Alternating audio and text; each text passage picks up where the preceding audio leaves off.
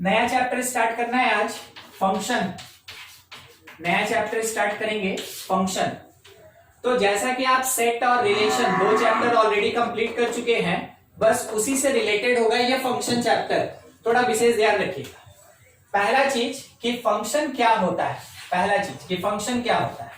तो function is set of, set मतलब collection, group, ठीक है। Function is set of ordered pairs, ordered pairs. Set basically, function जो है वो सेट होता है। बेसिकली किसका सेट होता है? ऑर्डर्ड पेयर्स का सेट होता है। यानी कि किसी एक फंक्शन को अगर f से रिप्रेजेंट कर रहे हैं तो इसमें कर्ली ब्रेस के अंदर एलिमेंट्स को हम लोग ऐसे पेयर वाइज लिख सकते हैं, 5 3 ऐसा कुछ, ठीक है। ये है, यहां पे 0 हम लिख रहे हैं, ठीक। तो देखिए, क्योंकि दो दो एलिमेंट प्रेजेंट हुआ इसलिए पेयर कहलाया, दो दो एलिमेंट प्रेजेंट है पेयर्स कहलाया, और क्योंकि कर्ली ब्रेस में क्लोज कर दिए तो ये क्या कहलाया? सेट। तो फंक्शन एक्चुअल में क्या है? Function is the set of ordered pairs. ये डिफरेंट ऑर्डर्ड पेयर्स का एक सेट होता है। अच्छा, अगर ये ऐसा कुछ ऑर्डर्ड पेयर्स प्रेजेंट है तो इसका मीनिंग क्या होता है? इसका मीनिंग ये होता है कि 1 का फंक्शन वैल्यू 2 है, ठीक है। इसका मीनिंग होता है कि 1 का फंक्शन वैल्यू 2 है, तभी आप ये कहते हैं कि 1 2 बिलोंग्स टू द फंक्शन। इसका मीनिंग ये होता है 1 का फंक्शन वैल्यू 2 है। उसके बाद अगर 2 3 लिखा है बिलोंग्स टू फंक्शन, मीनिंग 2 का फंक्शन वैल्यू 3 है। अगर लिखा है 5 0 बिलोंग्स टू द फंक्शन, इसका मतलब 5 का फंक्शन वैल्यू 0 है, ठीक है। क्या आप इस स्टेटमेंट को समझ रहे हैं? फंक्शन कॉल एक सेट, किस चीज का सेट? ऑर्डर्ड पेयर्स का सेट। उसमें एलिमेंट्स कैसे रिलेटेड? तो पहला एलिमेंट का फंक्शन वैल्यू दूसरा एलिमेंट होता है, पहले वैल्यू का फंक्शन वैल्यू दूसरा एलिमेंट होता है, पहले का फंक्शन वैल्यू दूसरा एलिमेंट होता है। तो एक रिप्रेजेंट करने का तरीका कुछ ऐसा हुआ जब हम लोग एलिमेंट्स को दिखा सकते हैं जो ऑर्डर्ड पेयर्स में है। दूसरा एक और तरीका है, समझते चलिएगा। Function value of first element ऐसे लिखे। एक तो देखें आप इस तरीके से रिप्रेजेंट कर रहे हैं, दूसरा रिप्रेजेंट करने का तरीका ऐसा होता है, function value of first element that is equals to second element. तो F2 क्या होगा? सोच के बताइए क्या होगा F2? 3। Function value of 2, first वाले का फंक्शन वैल्यू हमेशा सेकेंड एलिमेंट होता है 3। तो F5 क्या होगा? 0। Function value of first element that is equals to second element, ठीक है। अगर कोई पूछ दिया F4 क्या होगा? कोई आंसर? हाँ ठीक है। मतलब 5 जो है वो सेट में आ गया। आप जो जिस सेंस में बोल रहे हैं आपके कहने का एकदम आंसर सही है, ठीक है। मगर क्या है कि हम लोग यहाँ सेट नहीं लिख रहे हैं, तो हम क्या लिखेंगे ना, यहाँ डज नॉट एग्जिस्ट। हम यहाँ लिखेंगे डज नॉट एग्जिस्ट। आप बिल्कुल यही बात बोले थे कि सर कुछ नहीं होगा, कुछ नहीं होगा मतलब डज नॉट एग्जिस्ट, क्योंकि 4 मेरे ऑर्डर्ड पेयर के फर्स्ट प्लेस पे प्रेजेंट ही नहीं है, इस कारण से इसका फंक्शन वैल्यू हम नहीं निकाल सकते। तो जो भी ऑर्डर्ड पेयर के फर्स्ट प्लेस का एलिमेंट हुआ तो सेकंड वाला उसका फंक्शन वैल्यू हुआ। अगर वो ऑर्डर्ड पेयर में नहीं प्रेजेंट है तो उसका वैल्यू एग्जिस्ट नहीं करेगा, ठीक है। लिखने के तरीके पे खास करके ध्यान रखिएगा, क्योंकि आपके क्वेश्चन में ये वैल्यू पूछ दिया जाता है। बाय द वे, कुछ भी एक ऐसा फंक्शन दे देगा और आपसे ये बोलेगा कि 1f यहां पे लिख दिया x, तो बोलेगा what will be the value of x। तो आपको जब ये पता चलेगा कि ये रिप्रेजेंटेशन किस बात को रिप्रेजेंट करता है, तभी तो आप बता सकते हैं कि उस x वैल्यू के जगह पे क्या हो सकता है। अगर ये ऐसा कभी भी लिखा रहे तो ध्यान रखिएगा, ये हमेशा फर्स्ट पोजीशन का एलिमेंट होता है और ये हमेशा सेकंड पोजीशन का एलिमेंट होगा। मतलब आप उस स्टेटमेंट को ऐसे भी लेके चल सकते हैं कि अगर fx is equals to y लिखा, इसका मतलब है फंक्शन वैल्यू ऑफ x, इसका मतलब है function value of x equal to y। x का फंक्शन वैल्यू किसके बराबर? y के बराबर। x का फंक्शन वैल्यू किसके बराबर? y के बराबर। इसका मीनिंग यही होता है, ठीक है। अब इसमें x at first place, x at first place of ordered pair, और y कौन से प्लेस पे होगा? y at second place, y at second place of ordered pairs, ठीक है। ऑर्डर्ड पेयर के सेकेंड प्लेस पे y प्रेजेंट होगा और फर्स्ट प्लेस पे x प्रेजेंट होगा। इसी चीज को हम लोग फंक्शन में रिप्रेजेंट करते हैं कुछ इस तरीके से कि f(x) = y। तो फंक्शन क्या निकला? ये एक ऑपरेटर निकला जो किसको किससे रिलेट करता है? x को y से रिलेट करता है। x कौन से पोजीशन पे लिखा जाता है? फर्स्ट पोजीशन पे। y कौन से पोजीशन पे लिखा जाता है? सेकंड पोजीशन पे। तो जब कभी भी ऑर्डर्ड पेयर में दो एलिमेंट होगा, पहला वैल्यू x का और दूसरा वैल्यू हमेशा y का होगा, ठीक है। थोड़ा सोच के जवाब दीजिएगा। एक क्वेश्चन आपसे पूछ रहे हैं, कोई एक फंक्शन है जिसका नाम है g, ठीक है। फंक्शन का नाम क्या है? g, और इसके अंदर एलिमेंट लिखा है 2 7 -3 5 1 4। तो हमको ये चाहिए कि f-3 कितना होगा? पहला सवाल बोलिए। 5 होगा, ठीक है। हमको ये चाहिए कि one function x that is equals to, ठीक है। तो वैसे केस में x क्या होगा? 4। 1 का फंक्शन वैल्यू किससे रिलेटेड? 4 से रिलेटेड। तो x का वैल्यू क्या आ गया? 4। दूसरा ये चीज कि अगर लिखा है f2 वैल्यू क्या होगा? 7। चलिए ठीक है, आप इस चीज पे थोड़ा सा है ना, लास्ट वाले लाइन पे थोड़ा सा ध्यान रखेंगे। f2 that is equals to 7, f2 that is equals to 7। इसका एक कंक्लूजन क्या बनता है वो देखिएगा। f inverse not -1, not power -1, it is f inverse of 7 that is equals to 2। देखिए इन दोनों लाइन को एक साथ कंपेयर करके थोड़ा सा सोच लीजिए, ठीक है। अगर f2 7 के इक्वल है तो f इनवर्स 7 किसके इक्वल होगा? 2 के इक्वल होगा। आपको याद है रिलेशन में हम बताए थे r इनवर्स ऑफ रिलेशन, हाँ। तो क्या होता है कि अगर कभी रिलेशन में हम लोग a से b की तरफ जाते हैं तो इसको रिलेशन बोलते हैं। यही अगर उल्टा चला आया b से a की तरफ तो इसको हम लोग रिलेशन का इनवर्स बोलते हैं। बस उसी तरीके से समझिएगा, ठीक है, उसी तरीके से समझिएगा। फंक्शन 2 को रिलेट कर रहा है 7 से, फंक्शन 2 को रिलेट कर रहा है 7 से, तो फर्स्ट पोजीशन पे कौन होगा? 2, और सेकंड पोजीशन पे कौन होगा? 7, ठीक है।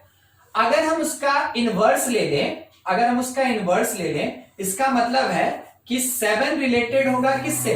2 से। 7 रिलेटेड होगा 2 से, तो इसका मतलब f inverse of 7 that is equals to 2, ठीक है। देख लीजिए इस लाइन में ये काफी काम का चीज है और ये डायरेक्ट क्वेश्चन में प्रेजेंट रहता है। क्वेश्चन में दिया रहेगा if f2 is equals to 7 then what will be the value of f inverse 7। तो आपको जब ये स्टेटमेंट समझ में आएगा तभी आप आंसर दे सकते हैं कि वहां पे 2 होगा। तो किसी को कुछ डाउट है इसमें तो आप पूछ सकते हैं, नहीं तो हम प्रोसीड करेंगे फिर। चलिए कोई डाउट नहीं, बहुत बढ़िया। f इनवर्स 5 बताइए। हाँ कोई कुछ पूछ रहा है? रिलेशन फंक्शन में तो फिर क्या डिफरेंस है? हाँ बिल्कुल बिल्कुल, हम उस बात पे आएंगे।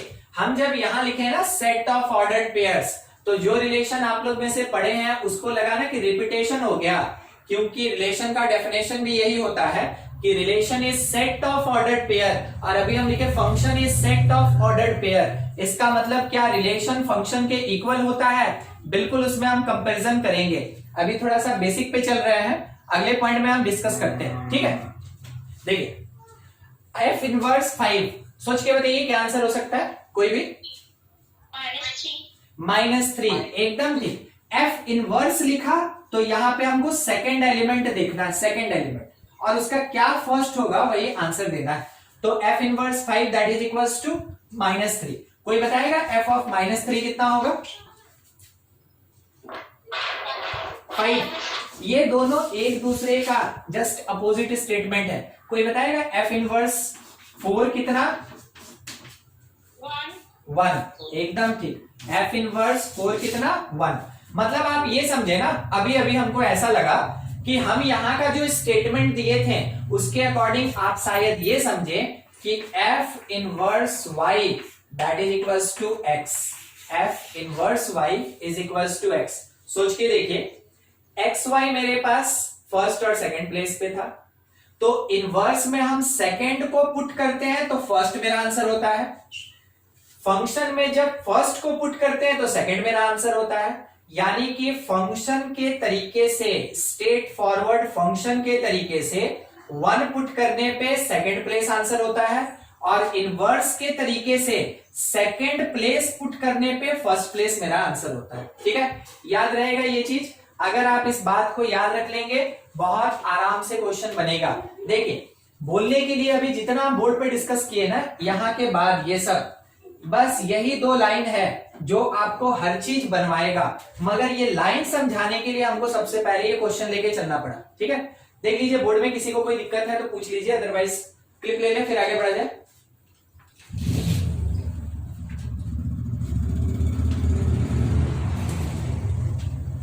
हो गया? देखिए अब क्या है ये फंक्शन। ठीक है, जो फंक्शन होता है, फंक्शन नेक्स्ट स्टेटमेंट है मेरा, function is special type of relation. Function is special type of relation, of relation. Relation का ये स्पेशल टाइप होता है। तो जनरल कौन? रिलेशन जनरल, और रिलेशन पे अगर कुछ रेस्ट्रिक्शन लगा दें तो कौन डिफाइन हो जाएगा? फंक्शन डिफाइन हो जाएगा। बस इस चीज को समझिएगा कि क्या क्या रेस्ट्रिक्शन लगता है। सबसे पहला चीज, इन function each element of first set must be related, यानी पहले सेट में कोई एलिमेंट छूटना नहीं चाहिए। फंक्शन एक टाइप का रिलेशन होता है, उस रिलेशन का पहला कंडीशन क्या है कि first set must be related.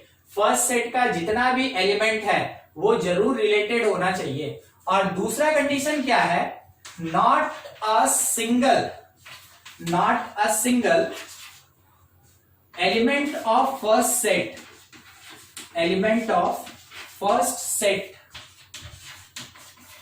related to elements of second set। अच्छा, ये क्या कह रहा है पहले आप इस बात पे ध्यान दे दे। अभी तो हम स्टेटमेंट लिखें, ये क्या कह रहा है बिल्कुल आपको समझाएंगे, मगर उससे पहले आप थोड़ा इस बात पे ध्यान दे दें कि पहला रेस्ट्रिक्शन भी किसके ऊपर लगा? First set. और दूसरा रेस्ट्रिक्शन भी किसके ऊपर लगा? First set.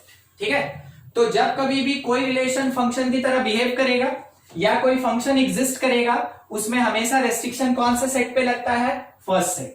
अब किसको बोलेंगे फर्स्ट सेट, किसको बोलेंगे सेकंड सेट? समझिएगा, मान लीजिए जैसे कि कोई एक रिलेशन है। ठीक है, एक रिलेशन है जो ए से बी की तरफ मैपिंग हो रहा है। आपको रिलेशन चैप्टर में ये पढ़ाया गया है कि इसको स्टेटमेंट में पढ़ते कैसे हैं। Relation R such that set A maps set B, set A direct set B. तो या तो आप मैपिंग कहते हैं या फिर इसको डायरेक्शन कहते हैं। ठीक है, जिसमें एक सेट है ए, तो सेट को बबल से दिखाया, लिखे यहां पे क्या ना 2 5 7 3।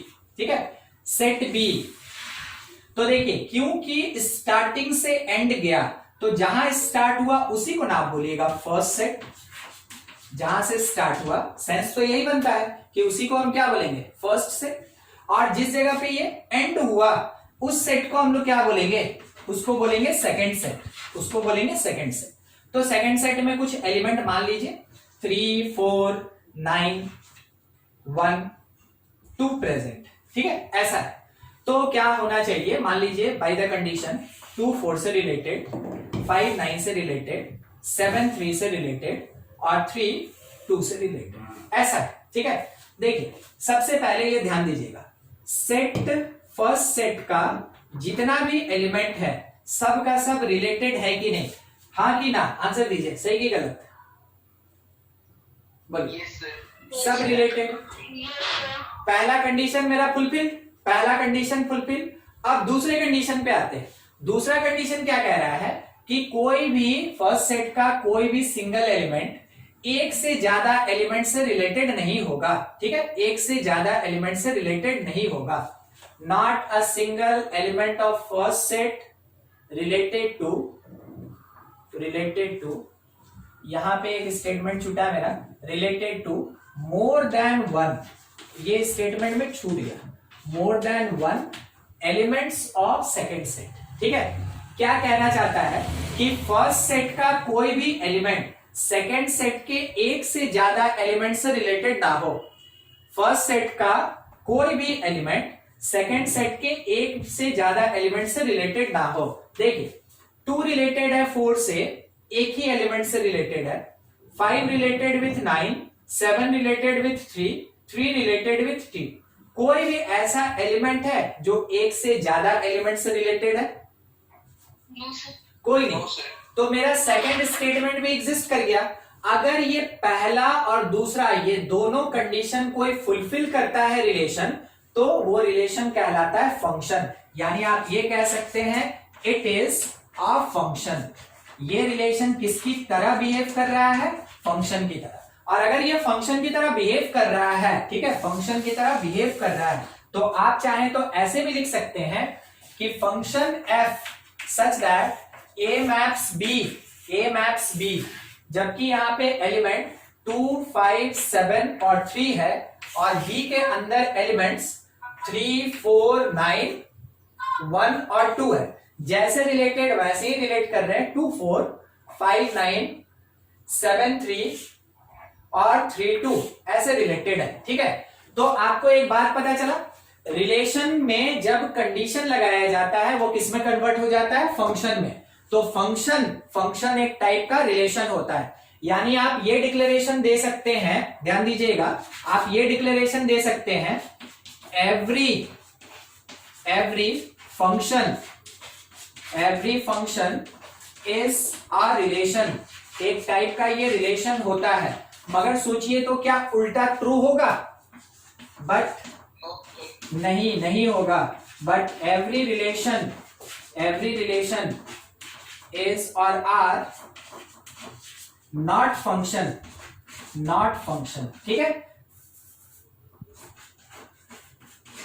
देखिए जितना भी रिलेशन है वो जरूरी नहीं है कि फंक्शन हो, मगर ये जरूरी है कि कोई भी फंक्शन हमेशा रिलेशन होता है। ठीक है, तो क्या हम लोग ऐसे बात करें कि रिलेशन का इतना बड़ा सेट, तो इसके अंदर एक छोटा सा सेट किसका होगा? फंक्शन का। तो रिलेशन का सेट बड़ा होता है, रिलेशन बड़ा चीज है, और उस पे जब स्पेशल कंडीशन लगाते हैं वो कन्वर्ट हो जाता है फंक्शन में, वो कन्वर्ट होगा फंक्शन में। ठीक है, देखते चलिएगा अभी और थोड़ा सा। ठीक, यहां पे अगर कोई हमसे ये पूछ दे कि बताओ F3 कितना, तो हम क्या आंसर देंगे? हम ये देखेंगे कि फंक्शन में फर्स्ट एलिमेंट डालें तो सेकंड आंसर होगा, सेकंड एलिमेंट आंसर होगा। तो 3 किससे रिलेटेड? 2 से। Sir. 3 रिलेटेड टू 2, तो यहां पे 2 मेरा आंसर होगा। अगर इसी चीज को हम ऐसे लिखें कि F इनवर्स 2, तो क्या आंसर दे सकते हैं? 3, एकदम ठीक है, 3। फिर से सोच के आंसर दीजिएगा। F5 कितना? F5, हाँ, यहां पे हम फर्स्ट एलिमेंट डालें, ध्यान रखिएगा, ये फर्स्ट है ये सेकंड है, यहां पे हम फर्स्ट एलिमेंट डालें तो इससे रिलेटेड जो सेकंड एलिमेंट होगा वो मेरा आंसर होगा। फिर से एक बार आंसर दीजिएगा। F इनवर्स 4 बोलिए कितना होगा? F inverse 4 Two, sir. 2। F inverse 4, तो हम देखेंगे कि सेकंड एलिमेंट को पुट किया गया तो उससे रिलेटेड फर्स्ट एलिमेंट कौन है, वो मेरा आंसर होगा। यानी आंसर निकलेगा 2। ठीक है, अगर कोई ये पूछ दे कि बताओ F इनवर्स 1 कितना, F inverse 1 does not exist, एकदम सही आंसर है, डज नॉट एग्जिस्ट, क्योंकि इसके लिए कोई भी एलिमेंट फर्स्ट सेट में एग्जिस्ट ही नहीं किया। ठीक है, चलिए इस बात को आप ध्यान में रखेंगे, आगे भी ये काम में आएगा। उससे पहले एक और छोटा सा बात बताना था, वो समझ लीजिए। ये जो फर्स्ट सेट का एलिमेंट्स होता है, इसको फंक्शन में कहा जाता है प्री इमेज। ठीक है, प्री इमेज, जो फर्स्ट सेट का एलिमेंट होता है उसको फंक्शन में बोला जाता है प्री इमेज, और जो सेकेंड सेट का एलिमेंट होता है इसको कहा जाता है इमेज। ठीक है, तो प्री इमेज फर्स्ट सेट का एलिमेंट और इमेज जो होता है ये सेकेंड सेट का एलिमेंट होता है। कौन से कॉन्सेप्ट में? फंक्शन के कॉन्सेप्ट में फर्स्ट सेट का एलिमेंट प्री इमेज कहलाता है और सेकेंड सेट का एलिमेंट इमेज कहलाता है। देखिए बोर्ड पे जितना पार्ट लिखा है, कुछ डाउट है तो पूछ लीजिए।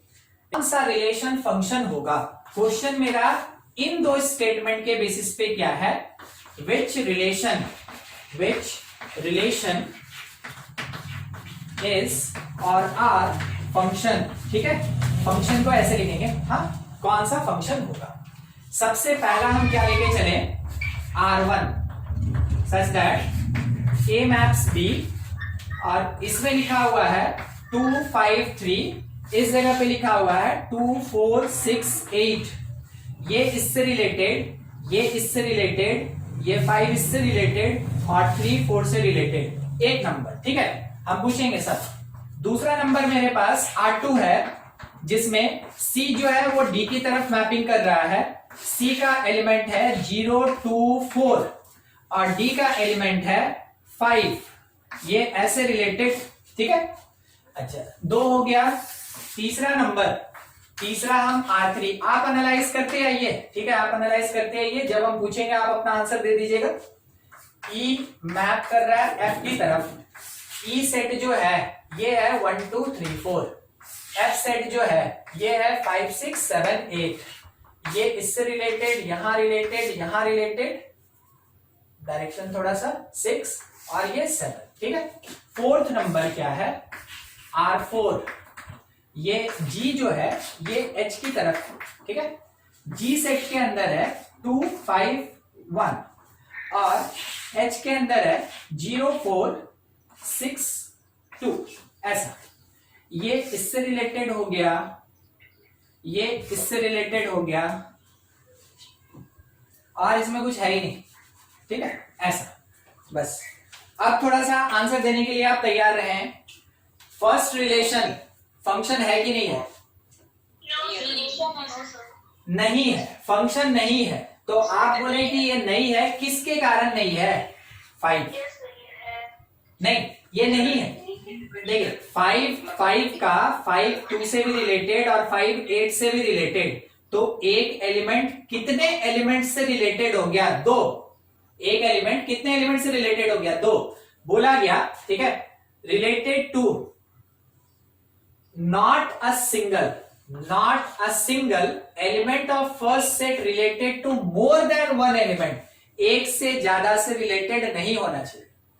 एक एलिमेंट से रिलेटेड होगा फंक्शन होगा, एक से ज्यादा से रिलेटेड होगा फंक्शन नहीं होगा। 5 2 एलिमेंट से रिलेटेड है, इस 5 के कारण R1 फंक्शन नहीं है। आप क्या एक्सक्यूज देंगे? सिंस 5 related to 2 elements, और इसी कारण से therefore R1 is not function, R1 is not function, ये फंक्शन नहीं है। ठीक है, चलिए R2 के बारे में बोलिए। R2 फंक्शन है कि नहीं? ये फंक्शन नहीं, ठीक, फंक्शन है, ये फंक्शन है, एकदम सही है, ये फंक्शन है। देखिए क्या बोला गया, हम आपको इसीलिए पहले ही ध्यान दिलवाए थे, फर्स्ट सेट का हर एक एलिमेंट रिलेटेड होना चाहिए। देखिए हर एक एलिमेंट रिलेटेड है ना, पहला चीज ट्रू। दूसरा क्या बोला, फर्स्ट सेट का एलिमेंट मल्टीपल से नहीं जुड़ा होना चाहिए। फर्स्ट सेट का एक एलिमेंट मल्टीपल एलिमेंट से नहीं जुड़ा होना चाहिए। तो देखिएगा 0 तो अकेले 5 से रिलेटेड, 2 भी अकेले 5 से रिलेटेड और 4 भी अकेले 5 से रिलेटेड। क्या कोई एक एलिमेंट मल्टीपल से रिलेटेड है? ऐसा तो कुछ आपको नहीं दिख रहा होगा। एक एलिमेंट मल्टीपल से रिलेटेड तो नहीं है। तो अगर एक एलिमेंट मल्टीपल से रिलेटेड नहीं है तो वैसे केस में आप क्या बोलेंगे? It is function. It is function, ये एक फंक्शन है। ठीक है।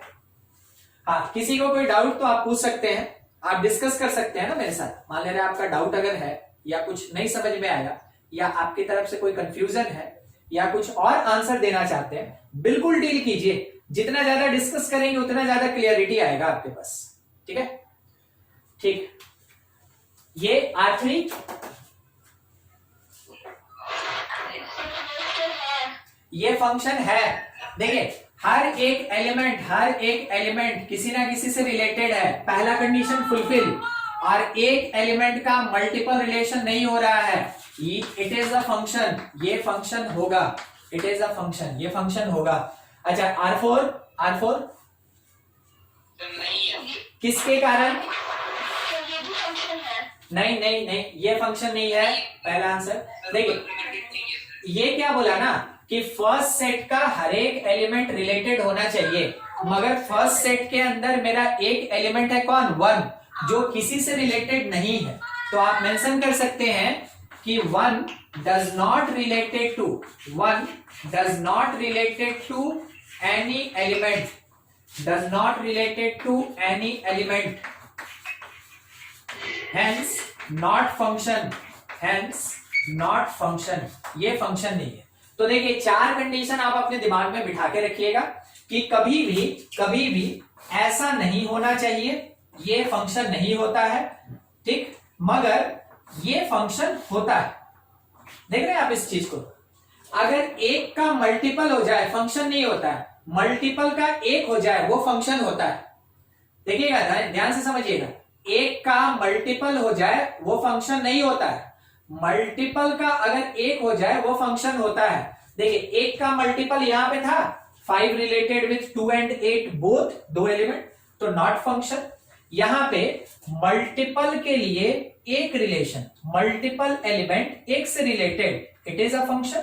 तो डायरेक्शन बस याद रखिएगा इस चीज का, आपको कोई कंफ्यूजन नहीं होगा। ठीक है, इस चीज को याद रखिएगा। देखिए बोर्ड पे कुछ भी पार्ट है, कुछ डाउट है तो पूछ लें, नहीं तो फिर आगे बढ़ा जाएगा। हटाएंगे हम इसको।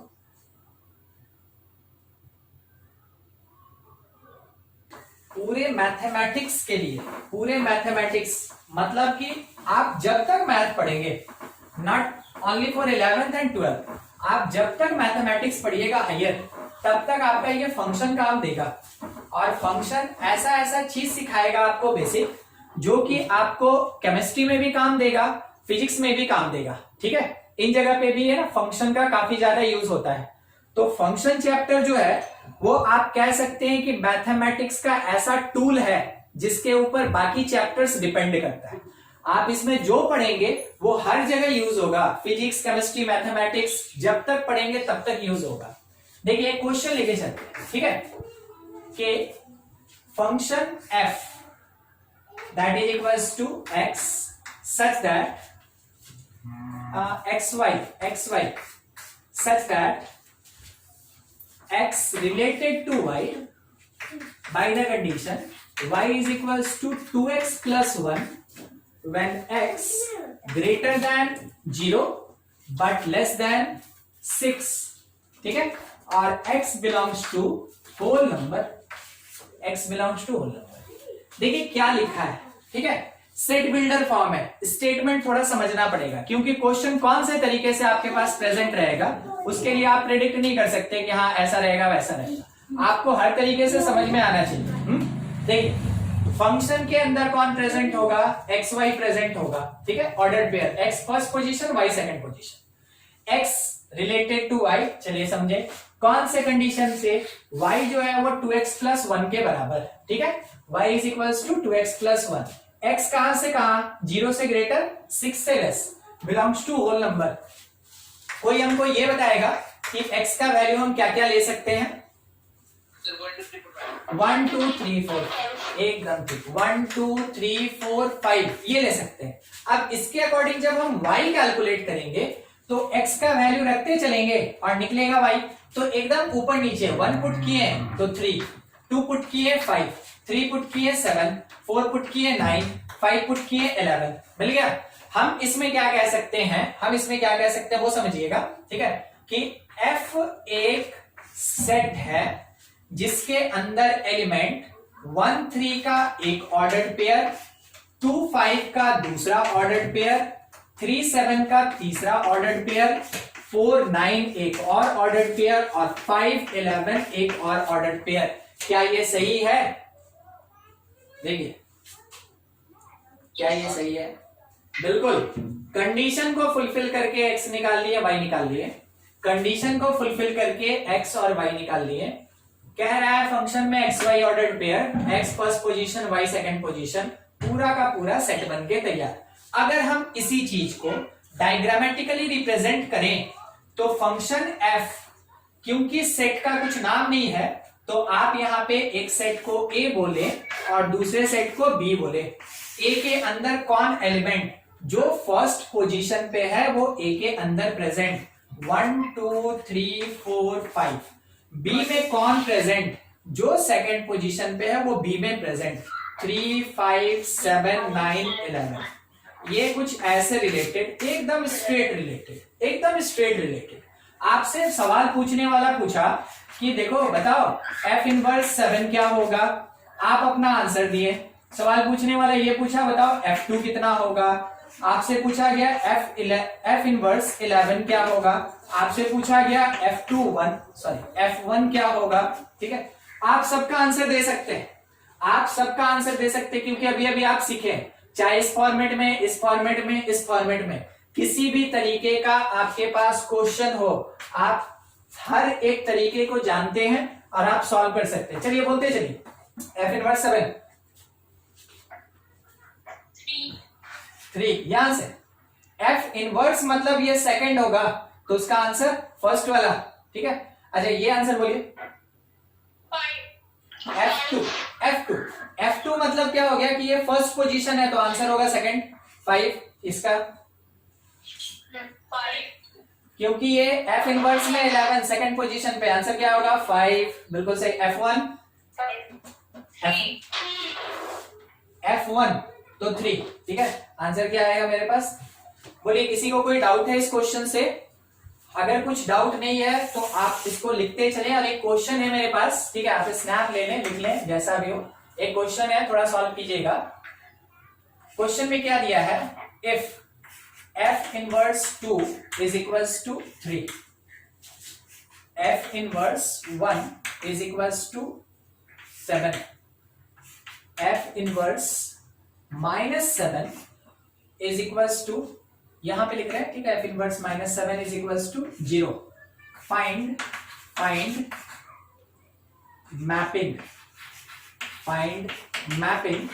इन set form and diagrammatical representation,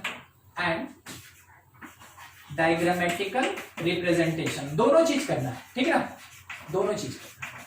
हाँ, कोई भी एलिमेंट या स्टेटमेंट नहीं दिख रहा है या नहीं समझ में आया तो पूछ ले आप। आपको इस फॉर्मेट में लिखना है, इस फॉर्मेट में और इस फॉर्मेट में। ठीक है, एक सेट फॉर्म में और एक डायग्रामेटिकल रिप्रेजेंटेशन, जबकि ऊपर डेटा दिया है, जितना दिया उतने में से काम करता है हम लोग। चलिए बहुत बढ़िया, और बाकी लोग को भी बनाने दीजिए, बनाते हैं सब कोई। ठीक है, आप मिलाते चलेंगे। हाँ देखिए, सबसे पहला चीज मेरे पास जैसा दिया है उसके अकॉर्डिंग कि f इनवर्स 2, तो हम f को डायरेक्ट लिखेंगे। ठीक है, इसमें कुछ ज्यादा बड़ा हमको बनाना ही नहीं है। f इनवर्स से हम ये समझते हैं कि इसके अंदर वाला सेकंड प्लेस है और इसका आंसर जो है वो फर्स्ट प्लेस है। तो यहाँ पे सबसे पहला मेरे पास 3 2, ठीक है, f इनवर्स के अंदर वाला सेकंड प्लेस और बाहर वाला फर्स्ट प्लेस 7 1। उसके बाद f इनवर्स के अंदर वाला सेकंड प्लेस और बाहर वाला फर्स्ट प्लेस, तो क्या आ गया मेरे पास 0 -7। ठीक है, 0 -7, बस यही चीज हमको यहाँ पे लिखना था। ठीक है, ये आ गया फंक्शन मेरे पास सेट फॉर्म में। देखिए किसी का आंसर अगर इससे डिफरेंट है या आप कुछ कहना चाहते हैं बिल्कुल आंसर दीजिए। ठीक है, सेम आया था? ठीक है, अब डायग्रामेटिकली दिखाना है तो बस क्या करना है, हमको दो सेट बनाना है, ए से बी दो सेट बनाना है। इसमें हम क्या लिखेंगे, फर्स्ट सेट का एलिमेंट तो 370, इसमें हम क्या लिखेंगे, सेकंड प्लेस का एलिमेंट 2 1 -7। आपके लिए कोई रेस्ट्रिक्शन नहीं है, आप किसी को भी ऊपर या नीचे लिख सकते हैं, उसके लिए कोई दिक्कत नहीं। ठीक है, रिलेटेड जैसे आपको वहां पे ऑर्डर्ड पेयर्स दिख रहा है वैसे रिलेट करना है। ये हो गया मेरे पास सेट फॉर्म, ये कहलाया सेट फॉर्म, और नीचे वाला जो है ये डायग्रामेटिकल फॉर्म कहलाया, ये डायग्रामेटिकल फॉर्म कहलाया। तो मेरे पास अभी तक जितना भी हम लोग डिस्कशन किए हैं सेट इसको फंक्शन को लेके, तो अभी तक हम लोगों को सेट फॉर्म पता चल गया और डायग्रामेटिकल फॉर्म पता चल गया। दो तरीके से अभी तक हम लोग फंक्शन का रिप्रेजेंटेशन दिए। ठीक है,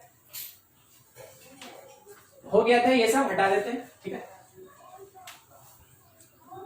देखिए नेक्स्ट जो होता है ना वो थोड़ा सा ग्राफिकल फॉर्म और ग्राफिकल कंडीशन, ग्राफिकल फॉर्म और ग्राफिकल कंडीशन, उस पे हम बात कर रहे हैं कि कौन सा रिलेशन जो है वो फंक्शन होगा, उसको कैसे चेक करेंगे, ग्राफ से चेक करेंगे। आप कुछ कुछ ग्राफ जानते भी होंगे या नहीं भी जानते हैं, हमको यहाँ पे ग्राफ का कोई मतलब ही नहीं है, हमको ग्राफ जानना जरूरी ही नहीं है, मगर ये कह रहा है ग्राफिकल फॉर्म, तो हमको केवल समझना होगा कि अगर कोई ग्राफ दिया है तो उसको कैसे डिसाइड करेंगे कि वो फंक्शन है या फिर रिलेशन है। समझ रहे मेरी बात को? हमको ग्राफ जानना कोई जरूरी नहीं है, आगे चल के आप ग्राफ पढ़ेंगे, इसी फंक्शन में ही पढ़ेंगे आप सबसे ज्यादा ग्राफ, ट्रिग्नोमेट्री में ग्राफ पढ़ेंगे आप, कैलकुलस आएगा उस समय ग्राफ पढ़ेंगे आप, कोऑर्डिनेट में ग्राफ पढ़ेंगे, तो ग्राफ आता जाएगा। अभी जो हम बात करने जा रहे हैं उसके लिए ग्राफ आपको आए या नहीं आए कोई फर्क नहीं पड़ता है, वो ग्राफ आपके क्वेश्चन में दिया रहेगा। ठीक है, तो ध्यान रखिएगा क्या होता है और कैसे होता है। ग्राफिकल फॉर्म और कंडीशन फॉर फंक्शन। ठीक है, क्या होता है समझिएगा। देखिए हम एग्जांपल सबसे पहले ले रहे हैं, बाद में इसका डिक्लेरेशन देंगे। एक्स वाई प्लेन पे हमेशा ग्राफ बनता है। ठीक है, तो ये एक्स एक्सिस, ये वाई एक्सिस। क्या हुआ कि हमको बताया गया कि देखो कोई एक ऐसा ग्राफ है जिसमें पूरा का पूरा ये ऐसा सर्कल है। ठीक है, ये सर्कल है सिंपल। ठीक, और दूसरा हमको ये बोला गया कि एक ऐसा ग्राफ है कि ये इधर से जाके ऐसे हो गया, बस हमको दिया गया है ग्राफ। मेरा काम क्या होगा, हमको जो भी ग्राफ दिया और चेक करने बोला फंक्शन, हम क्या करेंगे, पैरेलल लाइंस खींचेंगे। किसके पैरेलल लाइन खींचेंगे, वाई एक्सिस के पैरेलल लाइन खींचेंगे। ठीक है, वाई एक्सिस के पैरेलल लाइंस खींचेंगे, जहां तक ग्राफ है वहीं तक खींचेंगे, उसके बाहर हवा में खींच के कोई फायदा नहीं है। तो जहां तक ग्राफ है वहां तक आप पैरेलल लाइन खींचिए, और ये पैरेलल वर्टिकल लाइंस होना चाहिए पैरेलल टू वाई एक्सिस, यानी these lines must be parallel to Y axis के साथ पैरेलल होना चाहिए। अब थोड़ा सा सोचिएगा कि किसी एक लाइन L1 का बात करें हम, तो L1 मेरे ग्राफ को कितने पॉइंट पे कट कर रहा है, 2 पॉइंट पे। ठीक है, L1 मेरे ग्राफ को कितने पॉइंट पे कट कर रहा है, 2 पॉइंट पे। हम चाहे कोई भी यहां से लाइन उठा ले, L1 है या फिर L2 है या फिर L3 है, कोई भी पैरेलल लाइन इस ग्राफ को 2 पॉइंट पे कट कर रहा है, तो क्या हम यहां पे बोल सकते हैं multiple point intersection, multiple point intersection. क्या आपको ये बात समझ में आया क्यों हम बोले मल्टीपल पॉइंट इंटरसेक्शन? क्योंकि एक लाइन 2 पॉइंट पे कट कर रहा है, एक से ज्यादा पॉइंट पे कट करेगा उसको मल्टीपल पॉइंट इंटरसेक्शन कहते हैं। तो मल्टीपल पॉइंट्स पे इंटरसेक्ट कर रहा है, मल्टीपल पॉइंट इंटरसेक्शन है। जब भी ये केस होगा नॉट फंक्शन, आपका आंसर क्या होगा, ये फंक्शन नहीं है, नॉट फंक्शन। अगर कभी भी वाई एक्सिस के पैरेलल स्ट्रेट लाइन किसी दिए गए ग्राफ को एक से ज्यादा पॉइंट पे कट करता है, वैसे केस में वो ग्राफ कभी भी फंक्शन नहीं होता है। तो अगर ये फंक्शन नहीं है तो क्या है? It is only relation, it is only relation, ये केवल एक रिलेशन है, ये कोई फंक्शन नहीं है। ठीक है, समझ में आया? नीचे वाला देखिएगा, नीचे वाला, आप किसी भी सेक्शन में अगर ऐसा पैरेलल लाइन खींचते हैं, किसी भी सेक्शन में, ठीक है, कितनी भी दूर तक, जहां तक ग्राफ है, हम क्या क्या खींचे हैं? हम यहाँ L1 ड्रॉ किए, L2 ड्रॉ किए, L3 ड्रॉ किए, L4 ड्रॉ किए और L5 ड्रॉ किए। 5 पैरेलल लाइन खींचे। ये पांचों पैरेलल लाइन किसके पैरेलल है? वर्टिकल लाइन y एक्सिस के पैरेलल है, और इधर मेरा हॉरिजॉन्टल x है, जिससे हमको कोई मतलब नहीं। अगर हम एक लाइन L1 का बात करें तो ये मेरे ग्राफ को कितने पॉइंट पे कट कर रहा है? एक पॉइंट पे, एक पॉइंट पे। L2 कितने पॉइंट पे कट किया? एक पॉइंट। L3 भी एक ही पॉइंट, L4 भी एक ही पॉइंट, L5 भी एक ही पॉइंट। यानी एक लाइन कितने पॉइंट पे कट किया? एक ही पॉइंट। इसका मतलब हम ये कह सकते हैं single point intersection, single point intersection. जब कभी भी एक वर्टिकल लाइन ग्राफ को एक ही पॉइंट पे कट करे, यूनिक पॉइंट पे कट करे, वैसे केस में कहा जा सकता है इट इज अ फंक्शन, ये एक टाइप का फंक्शन है। ठीक है, तो जब कभी भी ग्राफ प्रोवाइडेड हो और आपको चेक करना हो कि कौन सा रिलेशन फंक्शन है या नहीं है, तो आपको केवल पैरेलल लाइन खींचना है, y एक्सिस के पैरेलल लाइन खींचना है। अगर एक लाइन एक से ज्यादा पॉइंट पे कट कर गया देन नॉट फंक्शन, अगर एक सिंगल से यूनिक पॉइंट पे कट किया then it is a function. ठीक है, देखिएगा क्या बोला गया। ठीक है, इसमें एसेंशियल बात क्या है? Any relation is function, any relation is function if parallel vertical line, vertical बोलेगा तो हमेशा parallel to y axis होगा, parallel vertical line intersect graph only at single point, only at single point। जब भी केवल एक ही पॉइंट पे उसको इंटरसेक्ट करे, वैसे केस में वो रिलेशन किसकी तरह बिहेव करेगा? फंक्शन की तरह बिहेव करेगा। देखिए, एक तो और हम पूछना चाहते हैं कि होगा कि नहीं होगा, बस ग्राफ बना रहे हैं, केवल देख के बताइएगा। ठीक है, ये ऐसा है एक ग्राफ, दूसरा ग्राफ है मेरे पास ऐसा, तीसरा ग्राफ ऐसा, चौथा ग्राफ कुछ इस तरीके का,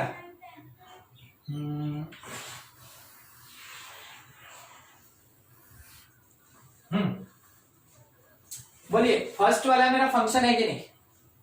No, sir. नहीं, sir. नहीं है, क्योंकि ऐसी जगह पे ही हम हिट करेंगे जहां के मल्टीपल काटे। नॉट फंक्शन, ये फंक्शन है।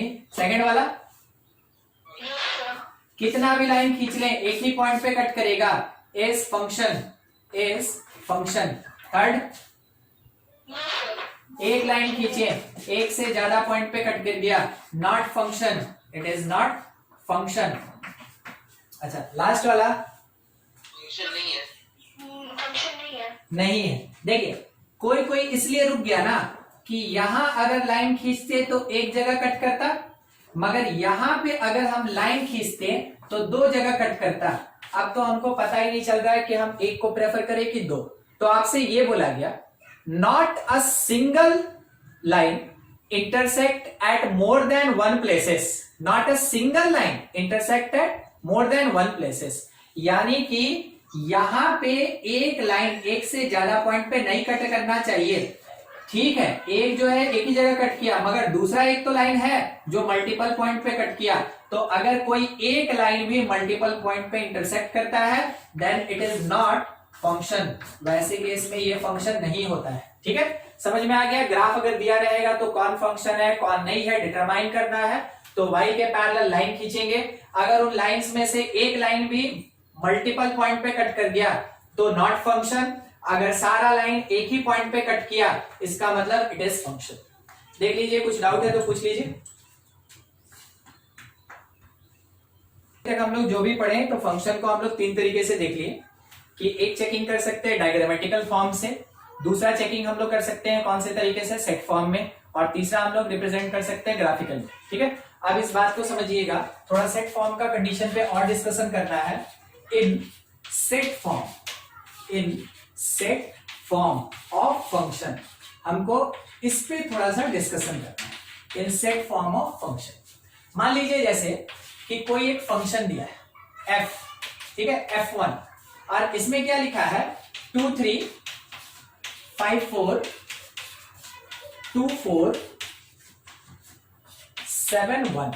ठीक है, हम आपसे बस इतना पूछना चाहते हैं कि ये जो रिलेशन है ये फंक्शन है कि नहीं।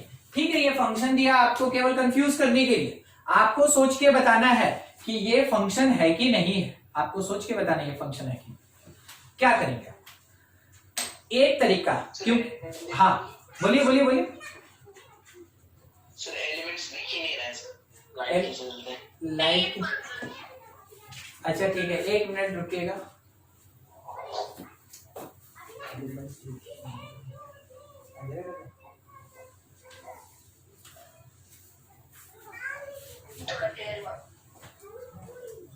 दिख रहा है अभी?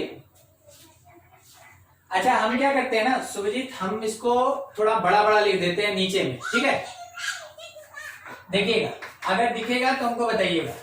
ये 2 3 है, 5 4 है, 2 4 है और 7 1 है। दिख रहा है? हाँ सर, हाँ ठीक है, ठीक ठीक, यही है। बस इसमें पूछा गया ना, एक्चुअली में देखिए शाम हो गया ना तो लाइट ऑफ कर देंगे तो हम ही को नहीं दिखेगा हम कहाँ चल रहे हैं और क्या लिख रहे हैं। ठीक है, इसलिए हम अगले दिन है ना लाइट का कुछ व्यवस्था कर लेंगे, आज थोड़ा सा मैनेज कर लीजिए। ठीक है, ये लिखा है और हमसे पूछा वेदर इट इज फंक्शन और नॉट, वेदर, फंक्शन नहीं है, फंक्शन नहीं है। देखिए अभी आंसर हमको मिला ना कि ये फंक्शन नहीं है। ठीक है, जो जो एनालाइज कर लिए बहुत बढ़िया। ठीक है, जो नहीं कर पाए थोड़ा सा कोशिश कीजिएगा। देखिए कैसे, अगर आपको कोई भी पार्ट इसके बारे में नहीं आता है तो आप याद कीजिए, आपको ये तो आता है ना कि ए से बी मैपिंग वाला पार्ट तो हम सिखाएंगे अभी। ठीक है, क्या सिखाए हैं कि 2 होगा, 5 होगा, फिर से 2 आया तो एक ही बार और फिर 7 होगा, बाद में यहाँ पे 3 4, फिर 4 आया छोड़ देंगे 1। अब 2 related to 3, 5 related to 4, 2 related to 4, बस मेरा काम खत्म। ठीक है, एक एलिमेंट मल्टीपल से रिलेटेड, एक एलिमेंट मल्टीपल से रिलेटेड, नॉट फंक्शन। बस यहीं पे हम अपना आंसर दे दिए कि ये फंक्शन नहीं है, ये फंक्शन नहीं है। अगर हमको ये बनाने का मन ना करे तो हम कैसे डिसाइड करें? आपसे ये कहा गया था कि फर्स्ट प्लेस का मल्टीपल इमेज नहीं होना चाहिए। ठीक है, तो आपको केवल क्या चेक करना है ना कि फर्स्ट प्लेस का एलिमेंट कहीं रिपीट तो नहीं कर रहा है। जब भी सेट फॉर्म में दिया रहे तो फंक्शन चेक करने का क्या तरीका कि फर्स्ट प्लेस का एलिमेंट रिपीट नहीं करना चाहिए। आप देखें 2 यहां पे 2 बार रिपीट कर गया, इसका मतलब नॉट फंक्शन। तो क्या कंडीशन बनता है, in set form for being function first place element या element at first place should not repeating, ये रिपीटिंग एलिमेंट नहीं होना चाहिए, इसका रिपीटेशन नहीं होना चाहिए, ये रिपीट नहीं करना चाहिए। कौन से प्लेस का? ऑर्डर्ड पेयर में फर्स्ट प्लेस का एलिमेंट जो है वो रिपीट नहीं करना चाहिए, रिपीट नहीं करना चाहिए। ठीक है, मान लीजिए कोई एक फंक्शन बोला कि जी देखिए एक फंक्शन है और उसमें एलिमेंट क्या लिखा है ना 1 2 5 3 0 4 7 1 1 9, हम क्या कहेंगे, फंक्शन है कि नहीं है? किसके कारण? वन के कारण 1 मेरे पास ऐसा एलिमेंट है ऑर्डर्ड पेयर के फर्स्ट पोजीशन पे जिसका रिपीटेशन हो रहा है, और क्योंकि एक एलिमेंट फर्स्ट प्लेस का एलिमेंट रिपीट कर गया, it is not function, it is not function. अगर ये फंक्शन नहीं है तो फिर ये क्या है? It is just a relation. ये फंक्शन नहीं है तो क्या है? It is just a relation. ये एक रिलेशन है, ये कोई फंक्शन नहीं है। ठीक है, दूसरा एक और h बोल के एक फंक्शन दिया हमको, और क्या दिया हुआ था? 1 5 2 5 3 5 और 0 5 फंक्शन नहीं है। फंक्शन है कि नहीं है? फंक्शन है सर। फंक्शन है सर। हाँ, फंक्शन है। आप बिल्कुल इस बात को ध्यान में रखे हैं। मेरे लिखते समय ही कोई बोला था कि सर फंक्शन नहीं है। देखिए, आपको इस बात पे ध्यान रखना है कि फर्स्ट प्लेस का एलिमेंट जो है वो रिपीट ना ही करे, बाकी सेकंड से हमको कोई मतलब ही नहीं है, उस पर कोई रेस्ट्रिक्शन ही नहीं है। तो मेरे फर्स्ट प्लेस में 1 है, 2 है, 3 है, 0 है, नॉट रिपीटेड। तो अगर फर्स्ट प्लेस एलिमेंट नहीं रिपीट किया, since first place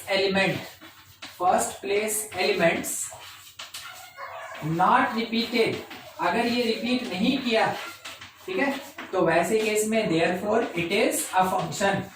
therefore it is a function. अब बताइए, तो ये फंक्शन है, ठीक है, हम बोल दिए ये फंक्शन है, क्या ये वाला रिलेशन भी है कि नहीं? ये सर है। रिलेशन हाँ है सर। हाँ बिल्कुल, सेकंड वाले की ही बात कर रहे हैं। इट ऑल्सो अ रिलेशन, ये एक रिलेशन भी है। ठीक है, it is a relation to, ये भी एक रिलेशन भी है। तो फंक्शन होगा तो रिलेशन तो जरूर होगा, अगर फंक्शन नहीं भी हुआ तो भी रिलेशन जरूर होगा। ठीक है, तो जब भी सेट फॉर्म में दिया रहेगा तो कौन सा दिया गया रिलेशन फंक्शन है या नहीं है वो आप अब चेक कर सकते हैं। तो 3, एक डायग्रामेटिकल में चेकिंग किए थे जब आपको ये बताए थे, ठीक है, दूसरा हम लोग सेट फॉर्म में देख लिए, और तीसरा हम लोग ग्राफिकल तरीके से देख लिए। देख लीजिए, बोर्ड पे कुछ डाउट है तो पूछ लीजिए, नहीं तो आप इसको स्क्रीनशॉट ले लें, फिर आगे बढ़ेंगे।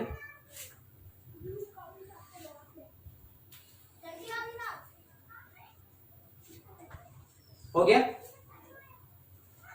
आप उसको बनाते रहेंगे, हम आपको बता देंगे क्लास खत्म करेंगे तब कि क्या बनाना है क्या नहीं बनाना है। ठीक है, आप उसको बनाते रहेंगे।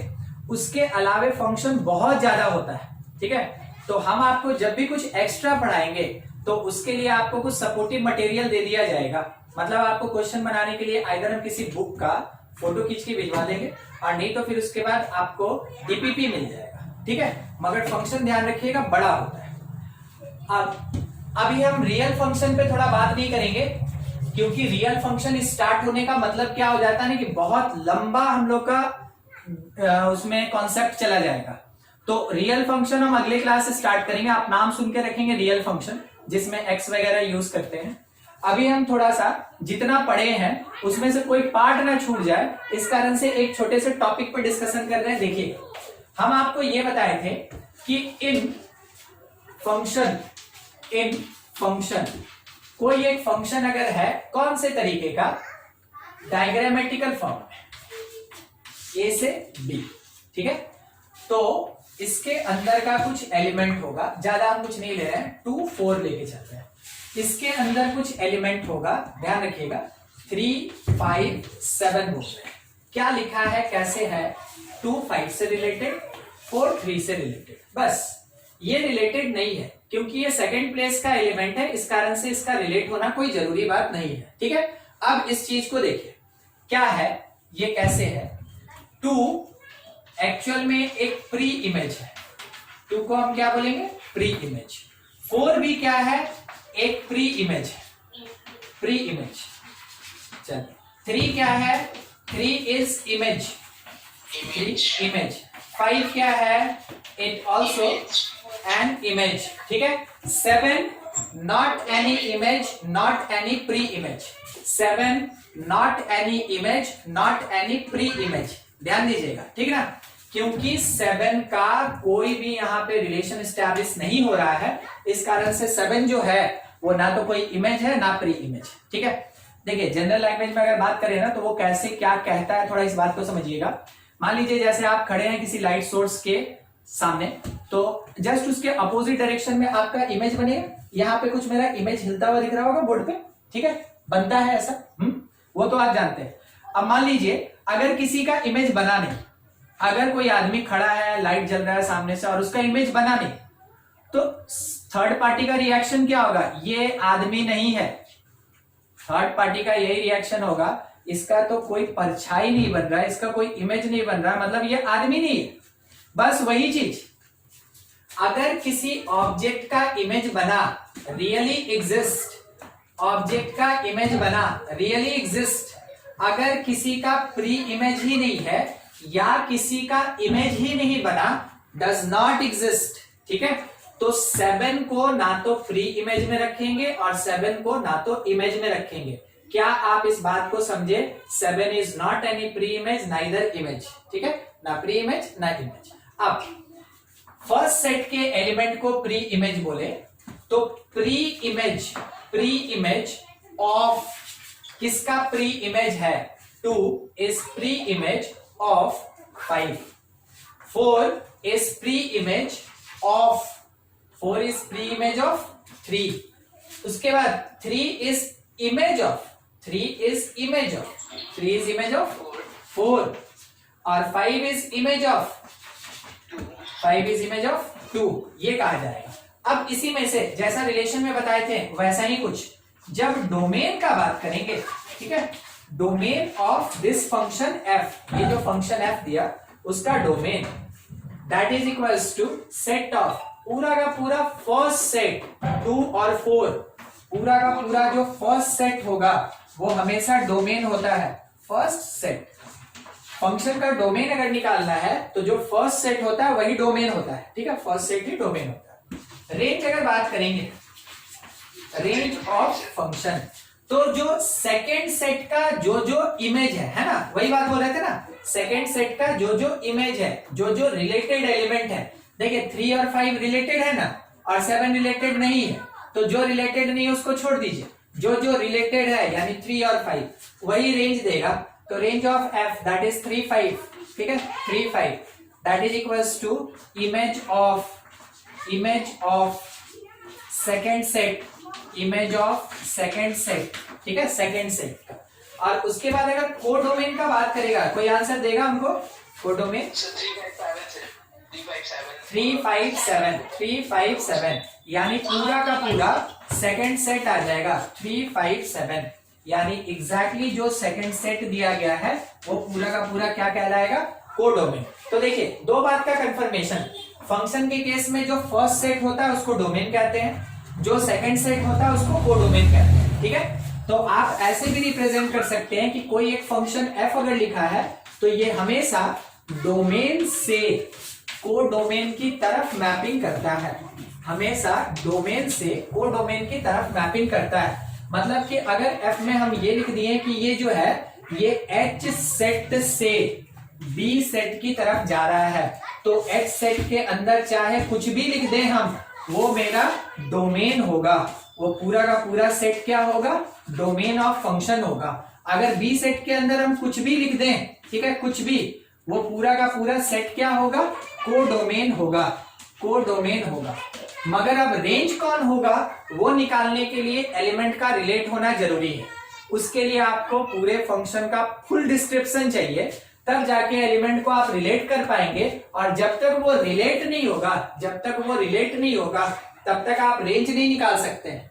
तो रेंज के कैलकुलेशन के लिए रिलेट होना जरूरी। मान लीजिए ये इससे रिलेटेड है, यहाँ रिलेटेड है। अब आप बता सकते हैं कि देखो जब डोमेन होगा, अच्छा एक और बात, शॉर्ट में कैसे लिखा जाता है? कैपिटल D F, इसको पढ़ेंगे डोमेन ऑफ फंक्शन। ये सब नोटेशन आपको मिलता रहेगा, इसलिए फैमिलियर होना है। डोमेन ऑफ फंक्शन में पूरा आएगा 2 5 7। उसके बाद रेंज ऑफ फंक्शन क्या क्या होगा? जो रिलेटेड A B और C। और अगर बोल दिया गया कोडोमेन ऑफ फंक्शन, तो इसमें पूरा सेट A B C और E, ये आ जाएगा। आपको ये समझ में आ गया? मैपिंग के फॉर्म में प्री इमेज किसको बोलते हैं, इमेज किसको बोलते हैं, डोमेन, रेंज और कोडोमेन किसको कहते हैं, ठीक है। इतना अभी डिस्कस किए हैं। मैपिंग में कोई पार्ट नहीं छूटेगा आज। हम लोग अगले क्लास में पूरा का पूरा रियल फंक्शन पे ही डील करेंगे। आज हम लोग मैपिंग पूरा खत्म कर लेंगे, ठीक है। जब कभी भी आप ऐसे सेट के फॉर्म में रिलेट करके दिखाते हैं, जब भी आप सेट के फॉर्म में ऐसे रिलेट करके दिखाते हैं, इस पूरे प्रोसेस को ही कहा जाता है मैपिंग। ठीक है, इस पूरे प्रोसेस को ही कहा जाता है मैपिंग। वर्ड से फैमिलियर होना इसलिए जरूरी है क्योंकि क्लास 11 और 12 का जो कॉम्पिटिटिव टाइप क्वेश्चन होता है उसमें क्वेश्चन को थोड़ा सा ट्रिकी बनाने के लिए, थोड़ा कंफ्यूजिंग बनाने के लिए, क्योंकि क्वेश्चन है तो ऑब्वियस सी बात है क्वेश्चन बनाने वाला ये सोचता है कि स्टूडेंट से ना बने तो मेरा क्वेश्चन हार्ड हो जाएगा, ठीक है, उसको ए ग्रेड मिलेगा। इस कारण से वो थोड़ा कंफ्यूज करने का कोशिश करता है। उसके लिए डिफरेंट डिफरेंट वर्ड्स यूज होता है, एक ही सीधे बात को घुमा के बताया जाता है। ठीक है, आपको इन सब के लिए तैयार रहना है और ये सब वर्ड जैसे जैसे आते जाएगा आपको दिमाग में रखना है कि हाँ भाई वो कहाँ पे रिलेटेड होता है। मैपिंग बोल दिए मतलब फंक्शन का नाम आ गया। कौन से फॉर्म में? डायग्रामेटिकल फॉर्म में। तो मैपिंग वर्ड को आप कैसे रिलेट करेंगे कि जब कभी भी कहीं भी मैपिंग लिखा है, मैथ्स में कहीं भी अगर मैपिंग लिखा है इसका मतलब है कि वो फंक्शन के डायग्रामेटिकल फॉर्म के बारे में कहा जा रहा है। ठीक है, देखिए बोर्ड पे नोट कर लेंगे, आप इसका स्क्रीनशॉट ले लें फिर आगे बढ़े कि in graphical form of function, in graphical form of function domain is 4x। ठीक है, जो x एक्सिस होता है उधर के डायरेक्शन में उसी को हम लोग डोमेन कहते हैं।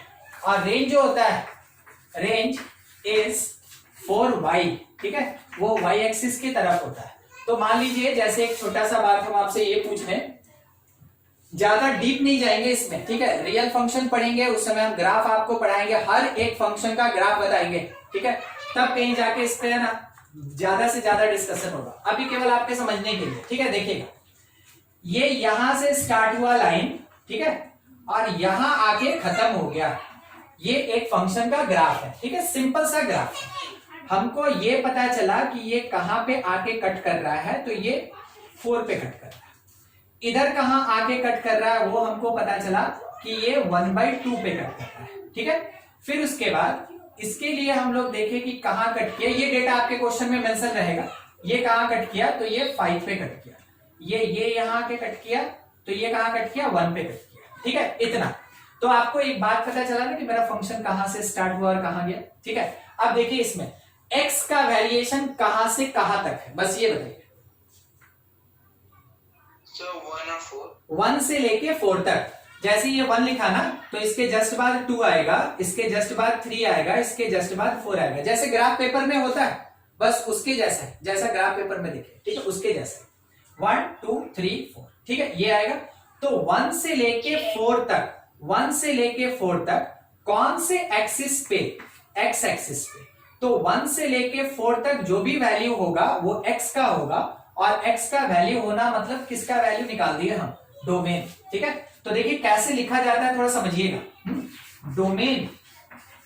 Domain of function belongs to square bracket 1 से लेके 4 तक। ठीक है, स्क्वायर ब्रैकेट 1 से लेके 4 तक। स्क्वायर ब्रैकेट जब कभी भी रहेगा इसका मतलब क्या होता है कि जो भी x है it is greater than equal to, square का मतलब इक्वल टू, कहां से स्टार्ट हुआ? 1 से, कहां पे जाके खत्म हुआ? 4 पे। बोलिए क्या आप इस स्टेटमेंट का मीनिंग समझते हैं? इसका मतलब हुआ x 1 से स्टार्ट हुआ, 1 से स्टार्ट होके आगे बढ़ा और 4 तक गया, इंक्लूडिंग 4। तो जब कभी भी एंड पॉइंट्स इंक्लूडेड होता है, इक्वल टू एग्जिस्ट करता है, उस टाइम में स्क्वायर ब्रैकेट लगाते हैं। स्क्वायर ब्रैकेट यही फंक्शन में पढ़ना है। ठीक है, फंक्शन में हम लोग को ये चीज डिस्क्राइब्ड वे में पढ़ेंगे। दूसरा, अगर हम इसके रेंज का बात करें, थोड़ा सोच के आंसर दीजिएगा। Range of function belongs to, बताइए तो क्या होगा? सर हाफ से लेके 5 तक। एकदम ठीक, 1/2 से लेके 5 तक। ठीक है, बिलोंग्स टू क्लोज 1/2 से लेके कहां तक? 5 तक। ठीक है, 1/2 से स्टार्ट हुआ, 5 तक गया। देखिए अभी ना बोले कि रेंज जो होता है वो क्या होता है? y। तो y एक्सिस पे कहां से आप स्टार्ट किए? y एक्सिस पे 1/2 से स्टार्ट किए, कहां तक गए, 5 तक गए, तो y में जो वेरिएशन है दैट इज कॉल्ड रेंज, और x में जो वेरिएशन है इट इज कॉल्ड डोमेन। ठीक है, x में जो वेरिएशन है वो डोमेन और y में जो वेरिएशन है वो रेंज कहलाएगा। ठीक है, छोटा सा एक इंट्रोडक्शन था ताकि आप है ना कम से कम ग्राफिकल वे में ये चीज समझ जाए कि x के वेरिएशन का क्या मीनिंग होता है और y के वेरिएशन का क्या मीनिंग होता है। अगले क्लास में जब हम लोग रियल नंबर और रियल फंक्शंस पढ़ेंगे, उस टाइम में fx आएगा, उस टाइम में डिफरेंट इक्वेशंस आएगा और उन इक्वेशंस में वैल्यू कैसे पुट करते हैं वो चीज हम लोग सीखेंगे। उसी में फिर हम लोग डोमेन, रेंज, ग्राफ सब रियल फंक्शन में ही पढ़ते हैं। रियल से पहले वाला जो भी पार्ट था वो सारा आपको आज खत्म कर दिया गया। अगले क्लास में हम लोग रियल फंक्शन स्टार्ट करेंगे।